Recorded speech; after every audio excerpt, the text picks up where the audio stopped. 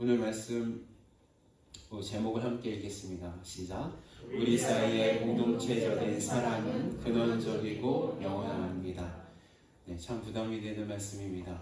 설교하는 설교자도 이 말씀을 실천하려고 무진장 애써야 되고 주님의 은혜가 정말로 필요한 말씀인 줄 믿습니다. 다윗은 라마 나옳에서 도망해서 요나단을 찾아가서 자신의 결백과 무죄를 주장했습니다. 그리고 요나단에게 도대체 왜 당신의 아버지 사울이 자신을 죽이려고 하느냐 항변했습니다. 거기에 대한 어느 정도의 지식은 있었을 거예요. 왜 자기를 죽이려고 하는지 거기에 대한 어느 정도의 확신은 있었지만 직접 그 아들에게서 자기가 원하는 대답을 얻고 싶어서 다윗은 요나단을 찾아가는 것입니다. 그러자 요나단은 다윗에게 자신의 부친이 자기 몰래 다윗을 죽이려 했을 리가 없다고 했습니다. 그러자 다윗은 사울이 자신을 죽이는 일만큼은 너가 지금 다윗을 너무나도 사랑하기 때문에 요나단에게 알리지 않을 수 있다고 이야기했습니다. 그러면서 자신과 사망 사이에는, 죽음 사이에는 한 걸음뿐이라고 자신이 처한 처지가 너무나 급박한 것을 이야기했습니다.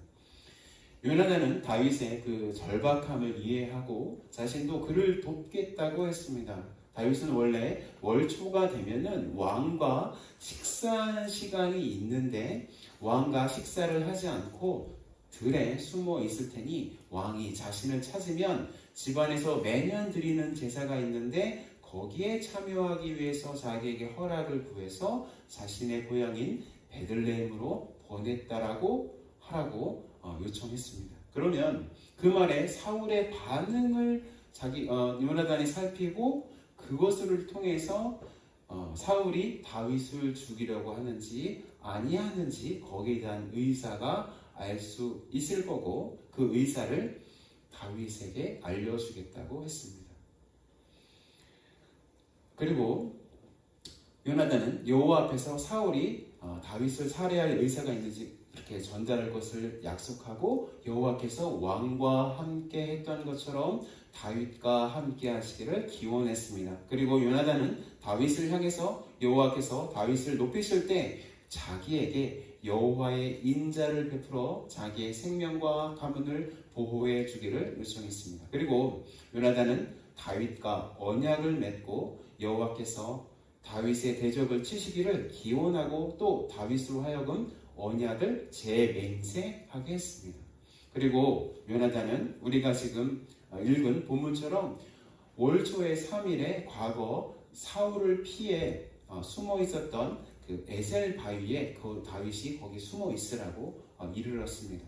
그리고 화살을 가지고 신호를 주겠다 이렇게 했어요. 이 화살 셋을 다윗의 근처에 있는 거기에다가 쏠 테니까 거기에 그 화살을 찾으러 가는 아이에게 화살이 이쪽에 있다고 하면 너가 지금 안전하니 너 이제 오면 되는 거고, 화살이 그 찾으러 가는 아이 앞에 더 먼 쪽에 있다고 하면 다윗이 지금 위험에 빠져 있으니까 도망가라는 신호를 짜고 그렇게 일을 마쳤습니다. 이에 다윗이 연 이틀 왕의 식사 자리에 나오지 않자 사울이 궁금해서 왜 이새의 아들이 식사 자리에 나오지 않냐, 원래 왕과 밥을 같이 먹는 이 월초의 중요한 자리에 왜 빠졌느냐 이렇게 묻자 요나단이 다윗과 약속한 대로 이렇게 얘기했습니다. 다윗이 지금 집안에 중요한 제사가 있어서 매년 드리는 제사가 있어서 거기에 간다고 자기의 요청했기 때문에 그곳에 갈 수 있도록 허락을 했다. 거기서 제사를 드리고 있을 거다 이렇게 얘기를 했습니다. 근데 그것을 들은 사울이 정말로 화를 냅니다. 정말 너는 다윗 때문에 너의 왕위가 든든히 보장받지 못할 것을 너가 모르느냐. 그러자 요나단이 다윗을 더욱더 주둔합니다. 다윗이 정말로 지은 죄가 무엇입니까? 아무 죄가 없지 않습니까? 이렇게 하자 사울은 화를 참지 못해서 요나단의 아내도 저주하고 또 단창을 들여서 자기의 아들도 죽이려고 했습니다. 그래서 요나단은 다윗이 정말로 죽음 가운데 처해 있구나. 자신의 아버지 사울이 다윗을 죽이려고 하는구나. 거기에 대한 의사를 확인을 하고 너무 슬퍼서 그날에는 아무것도 먹지 않고 제3일이 되었을 때 약속한 날에 어린아이를 데리고 들로 나갑니다. 그리고 화살을 일부러 멀리 쏘고 아이에게 화살이 그 앞에 있다고 달려가서 가져오라고 이야기를 합니다. 그 아이는 그 화살이 어떤 의미가 있는지 잘 모릅니다. 그저 요나단이 시키는 대로 그냥 그런 일을 수행합니다. 그리고 다 그 일을 마치고 나서 무기를 아이에게 주고 너는 그냥 성읍으로 가라 이렇게 얘기합니다. 그래서 숨어 있었던 다윗이 사울이 정말로 자기를 죽이려고 하는 그 의사가 정확하구나. 그것을 확인한 후 그 요나단에게 멀리서 3번 절을 하고 들로 나가서 함께 마지막은 아니죠. 근데 하지만 이 장면에서 마지막으로 함께 언약을 다시 맺고 이제 다윗은 멀리 도망을 가고 요나단은 궁이 있는 곳으로 돌아오는 일을 하는 이 장면이 오늘 우리가 함께 읽은 말씀 사무엘상 20장 전체의 내용입니다. 여기서요, 본문을 통해서요, 이 다윗과 요나단이 거듭된 무엇을 하고 있어요? 지금 언약을 맺고 있는 것을 우리는 발견할 수 있습니다. 다윗과 요나단이 도대체 성경 속에서 몇 번이나 언약을 맺었을까요? 본문에서만 지금 요나단과 다윗이 언약을 2번 맺고 있습니다. 16절과 42절에 서로 언약하는 것을 계속해서 보여주고 있습니다. 그리고 잠깐 생각해보면 지금 우리는 사무엘상 20장을 설교하고 있는데 18장에서도 다윗과 요나단은 서로 언약을 맺었습니다. 다윗이 골리앗을 물리치고 난 후에 궁정 앞에 섰습니다. 사울 앞에 섰습니다. 그때 요나단이 다윗을 너무나 마음에 들어 했어요. 그러고 나서 요나단이 다윗과 일부러 언약을 맺었다고 하고 있습니다. 여기서 다윗과 요나단이 서로 언약하는 내용은 여기서만, 이 사무엘상 20장에서만 그치지 않습니다. 제가 4번이라고 말씀드렸죠. 3번 나왔습니다.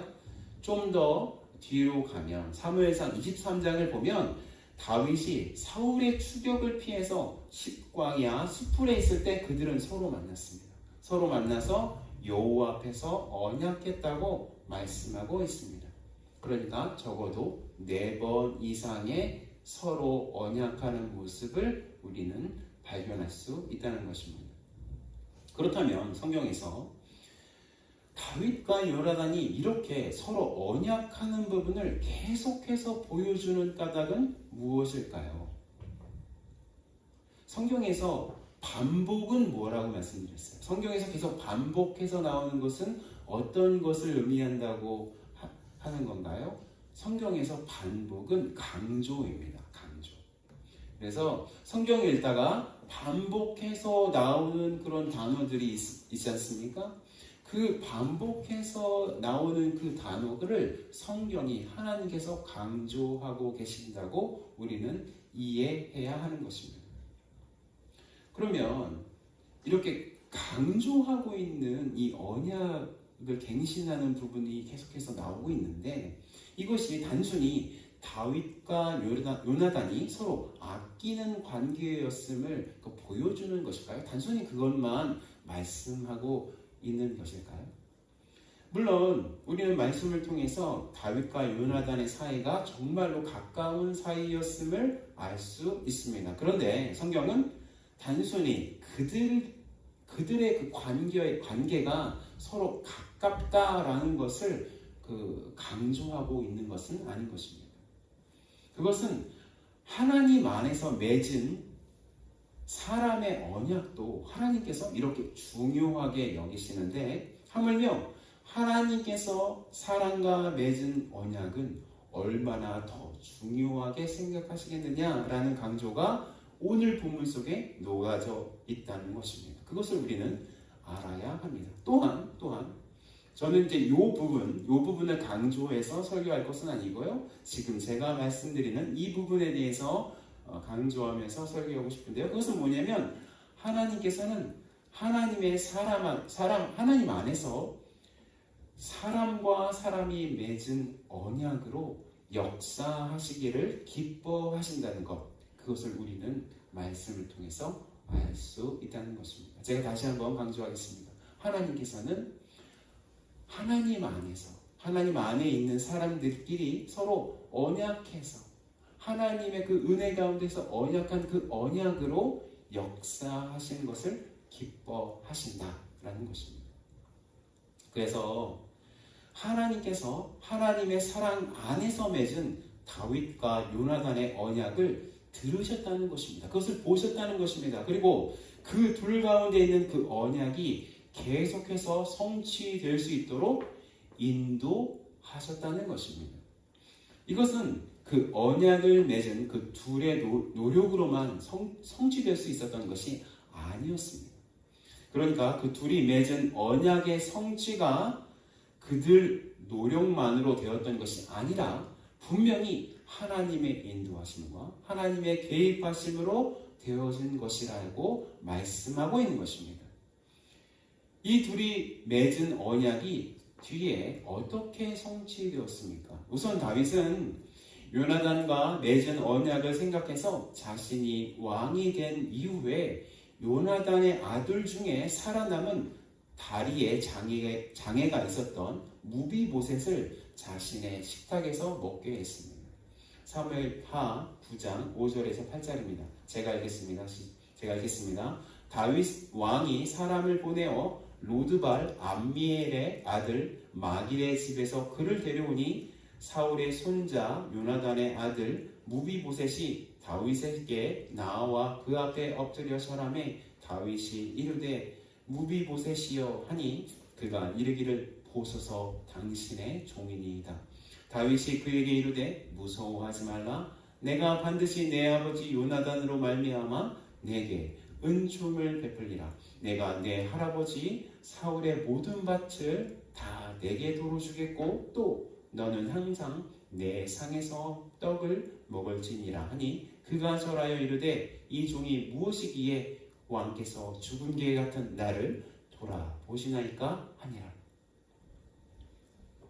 다윗이 요나단과 맺은 그 언약을 생각해서 전쟁 중에서 살아남은 무비보셋이라는 그 아들을 끝까지 아끼는 모습을 우리는 성경을 통해서 발견할 수 있게 된다는 것입니다. 또한 다윗과 요나단이 맺은 이 언약은요, 그들이 다 죽은 후에도 다윗도 죽었습니다. 요나단이 먼저 죽었죠. 그 다음에 다윗도 죽었습니다. 이 둘이 다 죽은 후에도 이 언약이 계속해서 이어졌다는 것입니다. 그건 무엇이냐면 다윗의 손자 르호보암이 왕이 되었을 때 다윗, 솔로몬, 르호보암 이렇게 이어지고 있습니다. 르호보암이 왕이 되었을 때 르호보암이 이스라엘 백성들의 그 마음을 제대로 품어주지 못했습니다. 그래서 이스라엘 지파 10개의 지파가 따로 독립해서 북이스라엘이라는 나라를 세웠습니다. 그때 다윗의 지파를 끝까지 따라 남았던 지파가 어떤 지파였습니까? 그것은 바로 사울과 요나단의 지파였던 베냐민 지파였습니다. 원래 베냐민 지파가 사는 땅은 북쪽 이스라엘과 지리적으로 가까워서 북이스라엘에 붙어도 이상한 일이 아니었습니다. 그런데 베냐민 지파는 남유다에 남았습니다.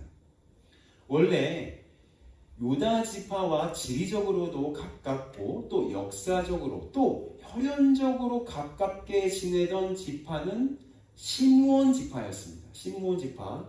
그래서 사사기 1장을 보면 유다 지파와 시므온 지파가 함께 행동하는 것을 볼 수 있습니다. 사사기 1장 3절 다 같이 읽겠습니다. 시작. 유다가 그의 형제 시므온에게 이르되 내가 제비 1장 3절입니다. 1장 3절 어디 있습니까? 1장 3절은 제가 읽겠습니다.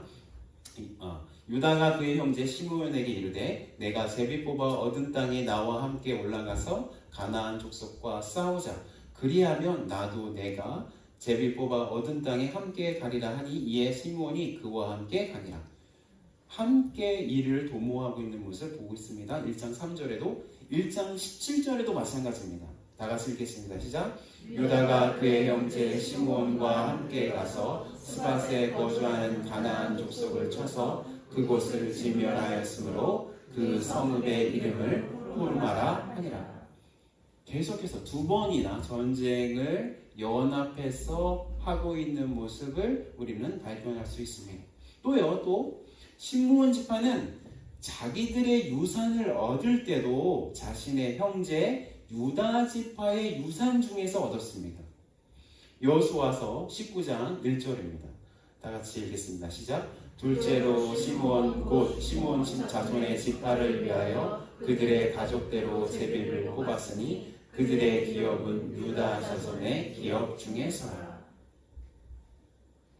얼마나 가까운 그런 지파였는지 우리는 역사적으로 발견할 수 있습니다. 유다 지파와 시므온 지파. 그런데도 북이스라엘이 독립해서 나라를 세울 때 시므온 지파는 유다 지파를 버렸어요. 다윗의 지파를 버리고 북이스라엘에 붙어버렸습니다.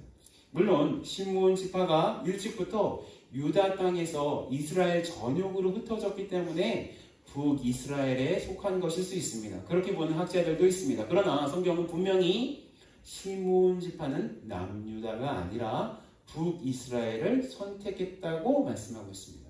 정확하게 그렇게 말씀하고 있습니다. 이렇게 혈육과 과거 관계 속에서 더욱 친밀했던 시므온 지파는 북이스라엘을 선택했고 유다 지파를 버리고 또 유다와 전쟁의 상대였던 베냐민 지파, 다윗 집안과 사울 집안이 서로 전쟁을 했습니다.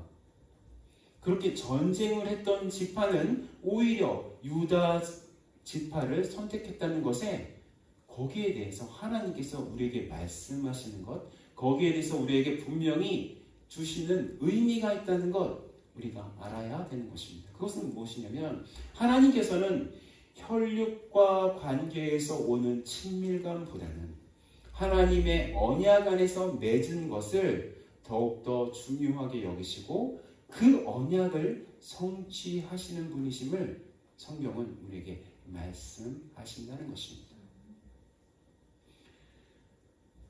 예수님도 혈육에서 오는 관계보다 하나님의 언약 안에서 맺은 관계를 더욱 중요시 하셨다는 것을 우리는 알 수 있습니다. 누가복음 8장 19절에서 21절 말씀입니다. 다 같이 이 말씀을 함께 읽겠습니다. 시작. 예수의 어머니와 그 동생들이 왔으나 무리로 인하여 가까이 하지 못하니 어떤 이가 이르되 당신의 어머니와 동생들이 당신을 보려고 밖에 서 있나이다. 예수께서 대답하여 이르시되 내 어머니와 내 동생들은 곧 하나님의 말씀을 듣고 행하는 이 사람들이라 하시니라. 내 어머니와 내 동생들은 곧 하나님의 말씀을 듣고 행하는 이 사람들이라. 예수님께서 당신의 육신적인 관계보다 하나님의 그 언약 안에서 하나님의 그 말씀 안에서 맺은 예수님의 말씀을 듣고 있는 그 사람들을 오히려 어머니와 형제 자매라고 부르고 있다는 것, 여기서도 이 말씀 속에서도 우리 발견할 수 있는 것입니다. 우리는 교회 안에서 만난 사람들을 무슨 형제, 무슨 자매라고 부르고 있습니다. 그런데 우리가 다른 사람을 이렇게 부르는 것이 그냥 사회에서 누구누구씨라고 부르면 좀 이상하니까 그렇게 호칭을 형제와 자매라고 부르는 것일까요? 우리가 서로를 형제와 자매라고 부르는 것은 호칭에만 그 의미가 있는 것이 아니라 실제로 우리가 예수님 안에서 형제와 자매가 되었기 때문입니다. 우리는 비록 육신적인 피를 같은 부모로부터 물려받은 것은 아닙니다. 그런데 우리의 육신적인 피보다 더 진한 예수 그리스도의 그 보혈로 하나님으로부터 나음을 같이 받았습니다.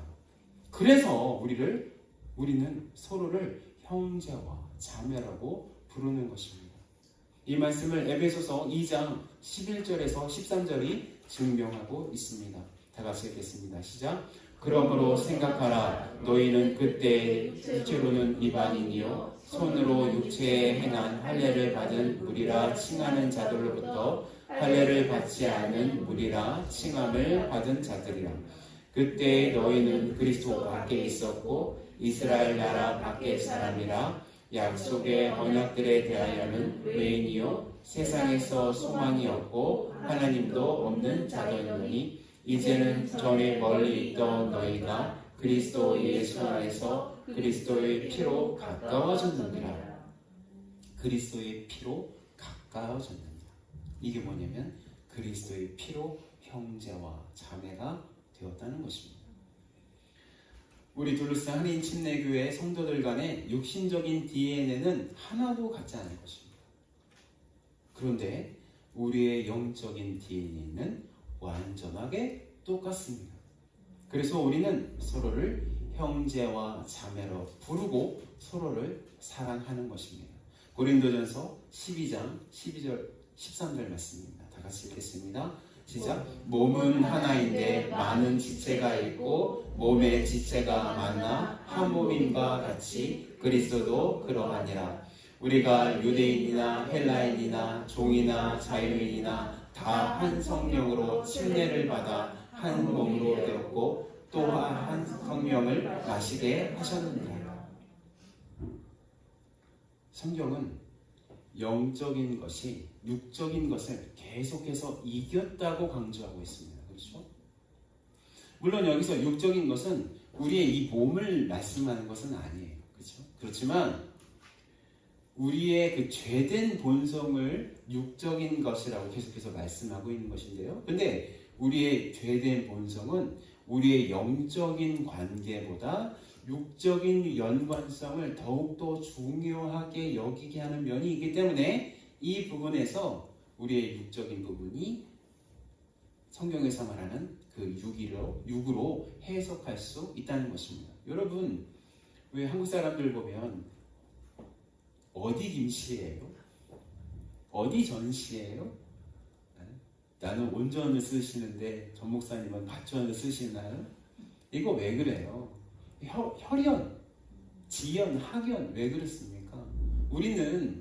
우리의 육은 그런 것에 끌리는 것입니다. 영적인 관계에 끌리는 것이 아니라 그런 육적인 관계에 끌려서 거기에 맞춰서 우리의 그 죄된 본성에 따라서 조금 우리 그렇게 혈연적으로 본관이 같대, 성씨가 같대 그런 것으로 끌려서 그런 사람들 우리의 그 기호대로 사용하는 것이 쓰는 것이 우리의 죄된 본성에 그런 측면이 있는 것입니다. 오늘 우리가 읽은 다윗과 요나단의 관계가 단순히 사람 사이의 친함을 의미하는 것이 아니라 하나님의 언약 안의 관계임을 계속하고 그런 관계임을 계속해서 강조하고 있다고 말씀드렸습니다. 그러니까 그들의 관계가 육적인 관계가 아니라 영적인 관계였음을 밝히고 있습니다. 그렇다면 하나님께서는 왜 그렇게 영적인 관계를 중요하게 여기실까요? 거기에 대한 대답, 여러 가지 대답을 우리가 할 수 있습니다. 아까 제가 이미 한 대답을 여러분들에게 드렸습니다. 그런데 저는 하나님 그분의 존재 자체에서 이 대답을 찾았습니다. 그것은 뭐냐면 하나님 그분 자체가 영적 관계의 하나님이시라는 것입니다. 여러분, 하나님은 한 분이십니다. 맞습니까? 들으라 이스라엘아, 여호와는 한 분이시니. 계속해서 하나님께서 한 분이심을 강조하고 있습니다. 그런데 성경에 보면요, 성부, 성자, 성령 하나님께서, 즉 구별된 이 성부, 성자, 성령 하나님께서 신적인 본질이신 그 한 분 안에 계신다고 성경은 말씀하고 있습니다. 이것이 우리가 말씀하고 있는 삼위일체의 정의입니다. 제가 삼위일체의 정의를 제가 여기다 써놨습니다. 이거를 여러분 2번 정도 읽겠습니다. 그래서 여러분 이해하시려고 하지 마시고 먼저 외우시기 바랍니다. 외우시면 그 다음에 이해가 되는 것입니다. 다 같이 읽겠습니다. 시작. 하나의 신적 본체 안에 구별된 삼위의 하나님이 계시다. 한 번 더. 하나님의 신적 본체 안에 구별된 삼위의 하나님이 계시다. 이게 딱 삼위일체가 무엇이냐? 도대체 삼위일체가 뭐야? 그러면 우리가 이해는 잘 못하고 다 이렇게 설명을 할 수는 없지만 그 정의는 바로 이것이야 라고 할 수 있는 삼위일체의 정의에 대한 말씀입니다. 이 말씀을 우리는 외우셔야 돼요. 그래서 삼위일체 뭐야? 하나의 신적 본체 안에 구별된 삼위 하나님이 계시는 거야. 이렇게 얘기하는 것 우리가 연습해야 하는 것입니다. 그리고 이 삼위의 하나님은 각각의 하나님 안에 사랑으로 거하신다는 것입니다. 제가 지금 이렇게 너무 빨리 말해서 여러분들이 이게 무슨 소리야? 라고 이렇게 헷갈릴 수가 있습니다. 그러니까 뭐냐면 성부 안에 누가 계시는 거예요? 성부 안에 성자와 성령이, 그리고 성자 안에도 성부와 성령이, 성령 안에는 성부와 성자가 무엇으로요? 사랑으로 서로 거하신다는 거예요. 이게 도대체 인간의 머리로는 이해할 수 없는, 파악할 수 없는 그런 진리입니다. 우리가 우리의 머리로 이해할 수 없기 때문에 더욱더 진리임이 우리에게 다가와야 되는 것입니다. 이 진리를 증명하는 말씀이 바로 요한복음 17장 21절 말씀입니다. 다 같이 읽겠습니다. 시작. 아버지여, 아버지께서 내 안에, 내가 아버지 안에 있는 것 같이 그들도 다 하나가 되어 우리 안에 있게 하사 세상으로 아버지께서 나를 보내신 것을 믿게 하옵소서. 그러니까 세 분의 하나님이 서로가 서로를 너무나 사랑하셔서 완전한 한 분으로 계시기 때문에 우리가 하나님 안에서 서로를 사랑하는 것을 하나님께서도 기뻐하시고 귀하게 여기신다고 성경은 우리에게 말씀하고 있는 것입니다. 다시 한번 말씀드리겠습니다. 삼위일체 하나님의 각 삼위일체 하나님, 성부 하나님, 성자 하나님, 성령 하나님께서 서로가 서로를 너무나 사랑하시고 너무나도 원하시기 때문에 완전한 하나, 누가 나눌 수도 없고 누가 이렇게 분리할 수도 없는 완전한 하나로 계시기 때문에, 그래서 예수님도 아버지 안에 누가 있어요? 자기가 있고 자기 안에도 아버지가 있다고 얘기해서 완전하게 하나이신 그 사랑의 본체이시기 때문에 우리가 서로 사랑하는 것을 하나님께서 기뻐하신다는 것입니다. 그래서 하나님께서 다윗과 요나단이 하나님 앞에서 서로 언약하고 서로를 사랑하는 모습을 보고서 정말로 기뻐하셨다는 것입니다. 그들의 언약을 정말로 귀하게 여기셨다는 것입니다. 그들의 그 언약을 기뻐하시고 귀하게 여기셨기 때문에 그들의 언약을 그들의 자손들까지 이어지게 했다는 것 우리가 깊게 생각해야 하는 것입니다. 이 다윗과 요나단의 관계에서 예수님과 사도 바울의 관계를 찾는 사람들도 있습니다. 이렇게 혹시 이런 거 아니야? 라고 이야기하는 사람도 있습니다. 왜냐하면 예수님은 다윗의 후손이고 유다 지파에 속해 있고 사도 바울은 요나단의 후손, 즉 베냐민 지파 사람이기 때문입니다. 그래서 이렇게 은혜를 일부러 일으키는 사람들이 있어요. 그러나 이것을 뒷받침하는 이 성경 말씀이 없기 때문에 이 상상에 의한 추측이라고 할 수 있습니다. 그렇게 추론되는 거는요. 그러나 하나님께서는 다윗과 요나단의 그 언약과 그 관계를 정말로 귀하게 여기셨다는 것. 우리가 읽은 본문을 통해서 알아야 하는 것입니다. 그렇다면 이 본문의 말씀 우리에게 어떻게 적용할 수 있겠습니까? 첫 번째로는요, 우리가 이렇게 둘루스 한인 침례교회로 모인 것은 하나님의 완벽한 인도하심이었다는 것을 인정하자는 것입니다. 우리 함께 이 대제를 읽겠습니다. 시작. 우리가 이렇게 둘루스 한인 침례교회로 모인 것은 하나님의 완벽한 인도하심이었다는 것을 인정하자. 우리가 구원받는 것, 우리의 선행이나 노력으로 된 것이 아니라 하나님의 완벽한 사랑과 계획과 은혜 때문이었습니다. 그와 마찬가지로 우리가 이곳 둘루스 한인 침례교회에서 함께 신앙생활하게 된 것 마찬가지 하나님의 사랑의 계획과 은혜 때문이었다는 것 우리가 인정해야 되는 것입니다. 우리 각자는 우리 교회에 오신 각자의 연유가 있습니다. 왜 어떻게 오셨어요? 그러면 다 이유가 있습니다. 그런데 우리가 이렇게 모인 근본적인 이유 있잖아요. 그 이유는 하나님의 은혜와 계획 그것밖에 없는 것입니다. 다윗과 요나단의 만남도 우연처럼 보입니다. 하필 다윗이 골리앗을 이긴 장면에서 요나단이 있었던 것처럼 보입니다. 하필 요나단이 그 다윗을 사랑하게 된 것처럼 보입니다. 그러나 다윗과 요나단의 그 만남 하나님의 계획이었습니다. 무슨 계획이었습니까? 하나님을 버린 사울이 더 이상 범죄하지 않고 하나님께서 세우신 다윗을 통해서 하나님의 나라가 계속되게 하기 위한 하나님의 계획. 물론 하나님께서 억지로 요나단으로 하여금 다윗을 사랑하게 만들지는 않으셨습니다. 그러나 그들의 만남을 통해서 아름다운 하나님의 나라가 계속해서 이스라엘을 통해서 이어지게 할 계획을 하나님께서는 하셨던 것입니다.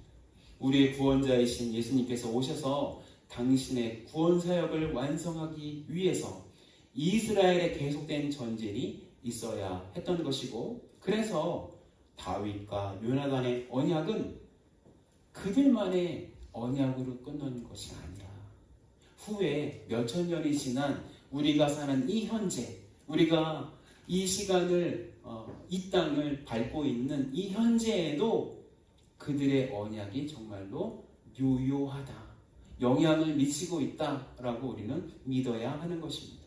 그렇기 때문에 우리가 여기에 모여서 서로가 만난 것도 하나님의 구원의 계획과 하나님께서 그리신 그 비전 안에서 이루어진 것임을 우리는 믿어야 되는 것입니다. 우연은 없습니다. 그리스도인에게 우연은 없습니다. 하나님의 계획만이 있습니다. 하나님께서 우리는 지금 현재 절대로 이해하지 못하지만 언젠가 하나님께서 보여주시는 그 놀라운 비전이 다 완성되어지는 날에는 우리는 이렇기 때문에 하나님께서 이런 일이 있게 하셨구나. 이런 일 때문에 하나님께서 이렇게 둘러싸 한인 침례교회로 모이게 하셨구나. 이해할 날이 오게 된다는 것입니다. 그 비전의 말씀이 바로 에베소서 20장 22절의 말씀입니다. 다 같이 읽겠습니다. 시작. 너희는 사도들과 선지자들의 터 위에 세우심을 입은 자라. 그리스도 예수께서 친히 모퉁이 돌이 되셨느니라. 그의 안에서 건물마다 서로 연결하여 주 안에서 성전이 되어가고 너희도 성령 안에서 하나님이 거하실 처소가 되기 위하여 그리스도 예수 안에서 함께 지어져 가느니라. 함께 지어져 가는 것입니다. 함께. 우리는 너무나 우리의 개인의 구원과 개인의 경건에만 신경 쓸 때가 많이 있습니다. 그런데요, 우리가 가야 하는 천국은 나 자신과 하나님만 계시는 것이 아닙니다. 우리 그리스도인들이 서로 연결되어져서 주의 성전이 되어지는 것, 그것이 바로 우리가 가야 하는 천국의 모습입니다. 그것을 연습하는 곳이 바로 우리가 함께 예배를 드리는 둘루스 한인 침례교회라는 것입니다. 그것을 위해서 우리는 하나님의 계획으로 여기 모여 있는 것입니다. 그래서 두 번째로 적용하고 싶은 것은 우리가 하나님을 사랑하고 서로를 사랑하는 것이 우리가 모여 있는 근본적인 이유임을 믿어야 하는 것입니다. 다 같이 읽겠습니다. 우리가 하나님을 사랑하고 서로를 사랑하는 것이 우리가 모여 있는 근본적인 이유임을 믿어야 합니다. 앞서도 말씀드렸지만 하나님을 사랑하는 사람들이 서로 사랑해야 하는 이유를 하나님의 존재 방식인 삼위일체에서 찾을 수 있다고 말씀드렸습니다. 다윗과 요나단이 그렇게 사랑하는 모습을 정말로 자세하게 강조하면서 성경에 남긴 이유도 원래 삼위 하나님께서 서로를 향한 사랑으로 한 분 되시는 분이시기 때문에 그렇게 우리에게 사랑하는 모습을 보여주고 있다고 말씀드렸습니다. 그렇다면 우리가 여기 둘루스 한인 침례교회에 모인 이유도 하나님을 사랑하는 모습이 여기에 모인 형제와 자매를 사랑하는 것으로 나타나기를 원하시는 하나님의 뜻.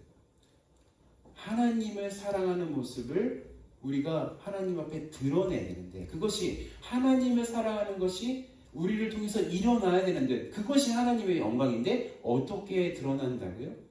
우리가 하나님 앞에 찬양으로 드러낼 수도 있습니다. 말씀으로 드러낼 수 있습니다. 또 근본적인 실천의 목표는 우리가 여기에 둘루스 한인 침례교회를 모이는 이 교회 안에서 서로가 서로를 사랑하는 모습으로 드러나야 한다는 것입니다. 그것이 진정한 예배라는 것입니다. 다시 요한복음 17장 21절을 보겠습니다. 다 같이 읽겠습니다. 시작. 아버지여 아버지께서 내 안에 내가 아버지 안에 있는 것 같이 그들도 다 하나가 되어 우리 안에 있게 하사 세상으로 아버지께서 나를 보내신 것을 믿게 하옵소서. 와, 여기 너무나 단 한 줄의 말씀이지만 이 말씀 안에는 정말로 깊은 그 진리의 말씀이 숨겨져 있는 것이죠. 삼위일체 하나님이 이렇게 계시는데 이 삼위일체 하나님 가운데 우리를 초청해서 거기에 한 가족이 되게 하는 거예요. 그런데 이렇게 둘러싸져 있잖아요. 삼위일체 가운데 우리가 이렇게 들어가 있잖아요. 우리도 그런데 하나님께서 서로 사랑하시는 그 모습처럼 우리도 서로 사랑해서 하나님의 영광이 우리가 서로 사랑하는 것을 통해서 드러나게 되는 것이죠. 근데 그 드러나게 될 때 하나님을 믿지 않는 사람들이 과연 그렇구나. 과연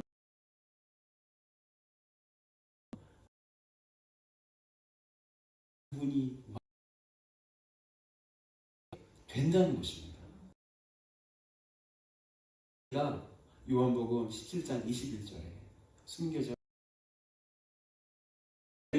사무엘상 20장의 그 말씀이 이렇게 약간 브로드하게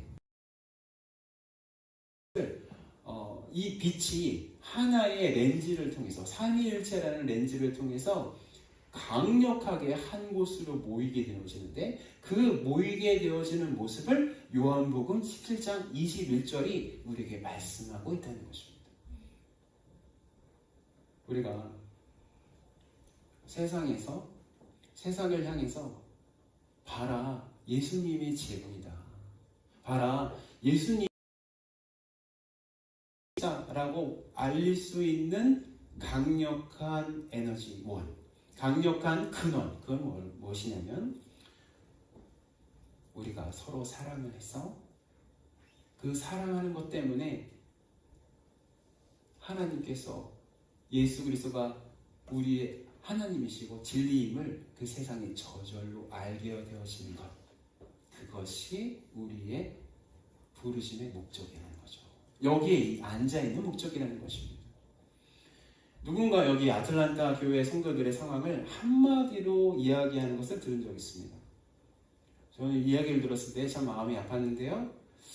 뭐라고 하냐면 그것은 여기 아틀란타 교회 성도들은 주일에 출석하던 교회를 가다가 갑자기 마음이 바뀌어서 차 방향을 틀어서 다른 교회로 갈 수 있는 사람들이라는 그런 이야기를 들었습니다. 그런 이야기를 들었을 때 참 마음이 좋지 않았는데요. 그것은 왜 이런 이야기를 할까? 왜 이런 이야기가 어느 정도 맞는 부분도 있는데 그건 뭐냐면 하나님께서 하나님께서 우리를 개인으로 부르셔서 구원하셨지만 각 개인의 구원을 그 부르신 교회에서 서로 사랑하는 것으로 드러내시기를 원하신다는 것 잊고 살아가기 때문에 신앙생활이 단순히 하나님 앞에 위로받고 신앙생활이 하나님께 무엇인가 하나님 앞에 기도해서 자기가 원하는 거 받아내고 또 신앙생활이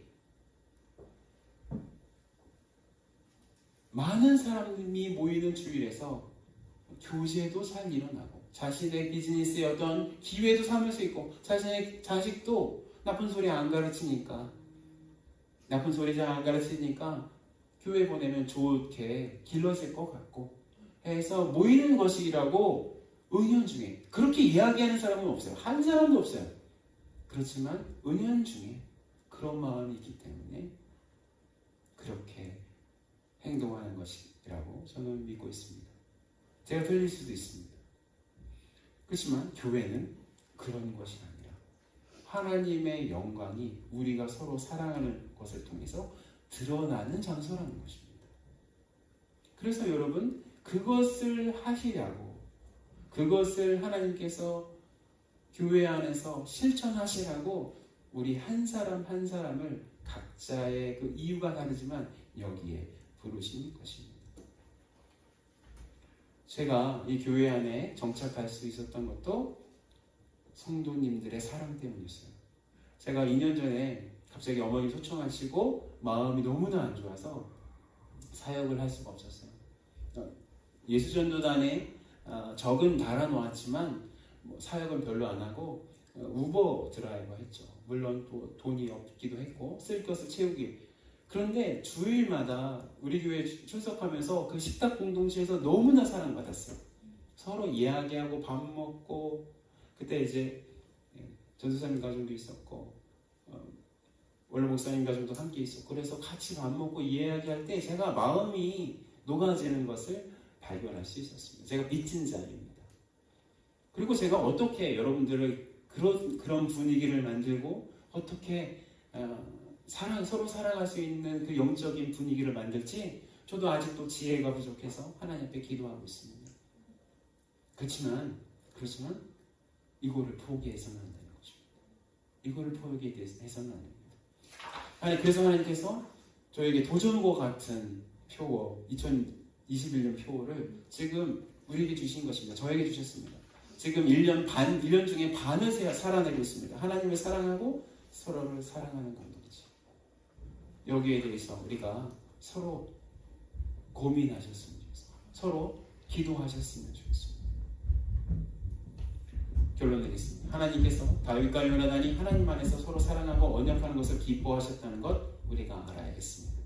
하나님께서는 그들의 언약이 이루어질 수 있도록 인도하셨다는 것 우리는 믿어야 합니다. 그래서 우리가 교회 안에서 서로를 향한 사랑을 확인하고 서로 믿음의 언약을 같이 하는 것이 하나님의 뜻이며 하나님께서 정말로 기뻐하신다는 것 믿었으면 좋겠습니다. 여러분 서로 사랑의 언약을 하십시오. 내가 당신께 충성합니다. 내가 당신께 의탁합니다. 당신이 나를 힘들게 할지라도 제가 그것을 받아내겠습니다. 서로 언약해서 하나님의 영광을 드러내는 그런 공동체로 우리는 여기에 있어야 될 것 같습니다. 삼위일체 하나님께서 우리의 하나님이시기 때문에 우리 삼위일체 하나님 닮은 우리는 삼위일체 하나님께서 서로 사랑하시는 것처럼 그렇게 사랑해야 할 것 같습니다. 그런 깨달음, 그런 은혜가 여기 예배드리는 우리 둘러싸인 침례교회 성도들에게 있기를 예수 그리스도의 이름으로 축원합니다. 기도하겠습니다.